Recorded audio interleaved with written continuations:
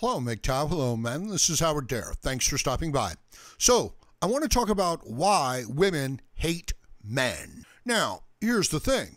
There's a lot of reasons, right? Women have all kinds of reasons. Individuals have all kinds of reasons for whatever it is that they feel. But I want to address a particular group of reasons why women hate men, because it's highly significant. So, what I'm talking about is the amount of destruction that women are bringing to Western civilization. They don't realize it, but the countries of Europe, the countries with advanced feminism, are destroying themselves. Maybe the women and the liberals don't see it, but they're destroying the native men in their populations. They're demonizing them. They're doing it here in America. They're doing it in Sweden. They're doing it in the UK. And it's not just the men. It's the masculine principles that they stand for. Things like individual rights, things like individual values. And this means borders, ladies and gentlemen. Values means borders, okay? Limits that you set, that you find acceptable or unacceptable. And you, as an individual, you get to determine those things. See, this is one of these points. In order to have things like values and clearly defined borders, both within your personal life and in a political sense, the person has to actually possess values. Do you think a person who belongs to a collectivized group that is going along with that group because they've been conditioned to do it and they're afraid to not do it because to question the group would be to be excluded from the group? Do you think that those people have the values, the principles, the borders, and the backbone to enforce them that I'm speaking of? They do not. As a matter of fact, their position within their group is dependent upon them not having the values. Most of you on the left, from the liberal side, from the Democratic side, you're going to have to come to a certain level of understanding. I think almost everybody is very liberal when they're in their 20s, because you're raised from a family within the group, and the more that you conform to the group, the better you do within the system. So, we have our news reporters, right? Our journalists. And, in many ways, they are simply social enforcers, social conformity enforcers. They are experts at dictating what the social rules are, who's following them, and who is not. That's what they can become. Not an independent journalistic voice seeking the truth. No, just enforcers of group conformity. Gossip. It's easier. It's less confrontational. Indeed, look at your modern Western civilizations, okay? You can't even report on the nationality of the people committing crimes because it is offensive to their liberal sensibilities. So all these female sensibilities, all of this, we're all one big happy family, we're all one big group, oh, we should all take care of each other. It's a pervasive, destructive, socialistic, female-like conformity. I hope you understand that. So within these political systems, there is great power. There are great resources. So it actually behooves, you like that, behooves? I use that in conversation all the time. The women and the needy to demonize the men, the conditions, the situation, the surrounding, the environment of the native men within the population, because there's so many resources. The men have done so much work, they've set things up so well that there's all these resources. This is why everybody wants to come to the West. This is why everybody's finding fault with the West. This is why you're a bad man, so that they can steal the resources from your country, so that you will pay more in taxes than a woman will pay in taxes. And she will get more out of the system than you will get out of the system, so that you will pay into a system and get virtually nothing out of it. And people from another country will come and they will live off of your largesse, off of your charity and generosity, while your future, your life, your genetics, your dignity as a man goes down the drain. Because the most important thing is that you don't have any borders and everybody's all equal and we're all the same as long as you are paying for it. So that's why they hate the men of their own civilization, because it's profitable. And it's become very profitable since the 60s, and it represents great power. So it's even more than just, the money. It is to their advantage to hate the men, to find fault with the men, to demonize the men that built their civilization, that built their giant nest for all the single mothers to lay their eggs, and then for them to be taken care of by the state and the social institutions. And the way that you get along is by going along with these institutions.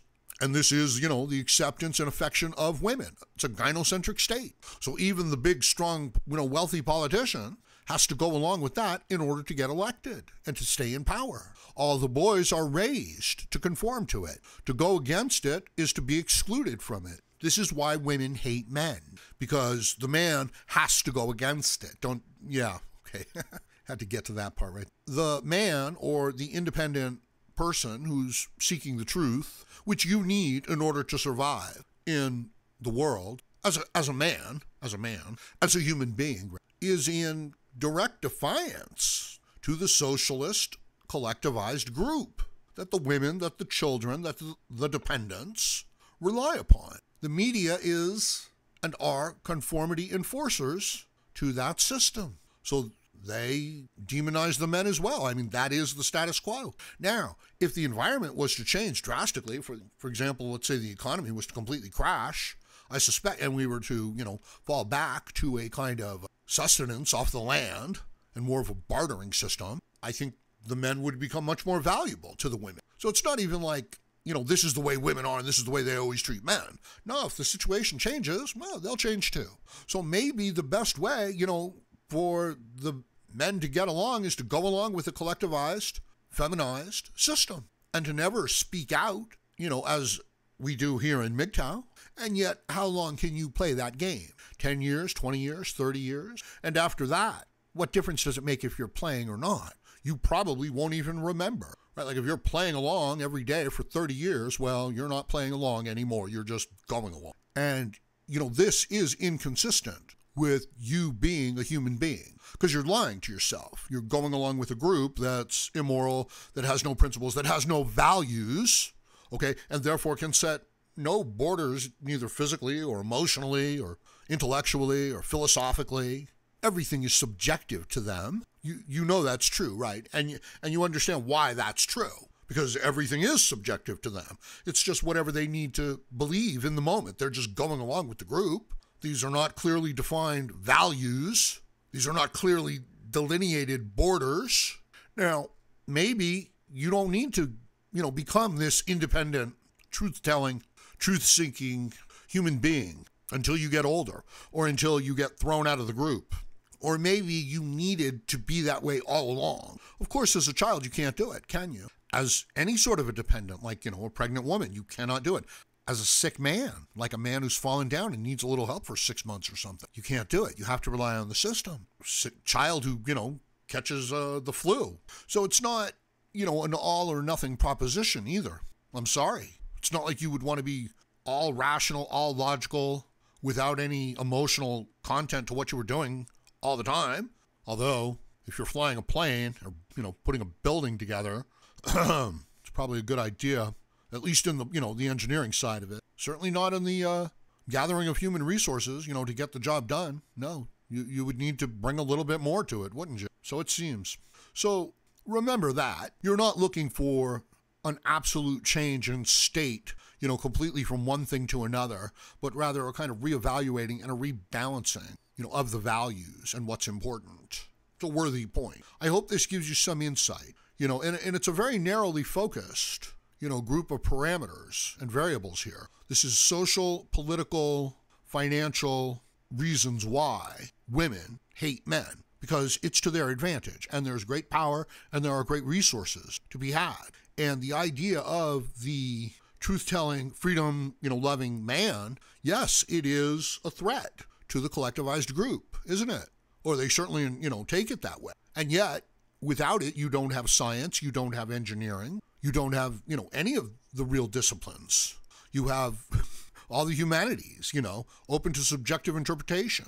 And I'm laughing about it because it's so obvious to me. And I suspect it's obvious to many of you as well. But it's not to the emotional, to the dependents, to the frightened, to those who don't know how to move forward, to the very, very young, to the very, very old. It's not so obvious to them. I'll tell you this, the transition from being like a young, foolish conservative, not even conservative, just a real joiner, I'm not sure what the proper term is, to then evolving into this kind of liberal, equally as, irresponsible, leftist, socialist, anti-establishment, and then to rejecting that collectivized identity politics, group association, is a very difficult transition. I do not envy a progressive, liberal, what they would consider themselves socially enlightened, compassionate, empathetic, and yet very, passionate and strongly felt emotions, driven by strong emotions. I do not envy their transition into a much more conservative, thoughtful, rational, less emotional, less group identity way of looking at the world. It's a real struggle. And I could understand why so many avoid it and so many, escape it their whole lives. It's about personal responsibility. And I'll just say this, a person who fails to take personal responsibility for their life, for their values, to define their own values, not just going along with the group, they have no purpose or meaning in life. Eventually, it becomes a very empty existence. And I believe that a lot of the liberals and the Democrats are, even, the journalists, the media, these conformity enforcers to a socialistic system that is based on, popularity and identity politics and your social position within a group. They're going crazy. Perhaps Trump derangement syndrome is actually this process, the transition from a childlike member of the group who just wants to be popular to someone who can examine the effects of their actions in their personal life in the world and then guide that, with the principles and values necessary to sustain life, which you're probably not going to learn about if your place in the group is too secure. Interesting. If your place in the group is too secure, you don't challenge the values of the group and you just become conformity. And it can work out really well. But is that the way that human beings, were supposed to get by and are supposed to get by in the world? Clearly not. Clearly you are losing something. In other words, we evolve from these individuals who could function really well within a hunter-gatherer society or even an agricultural society to this incompetent creature that gets by on the state and doesn't have any of the qualities, of self-determination, of reason, of logic. No, their best qualities are conformity, are going along, are being submissive. But you see, you could only do that once the state and the system around you is built up to a level where it could sustain. Adopting this policy before that would be an evolutionary dead end. So it's as if in order to get along within this system, the individual has to almost give up individual values, self-determination, which they're not going to come around until the person is thrown out of the group.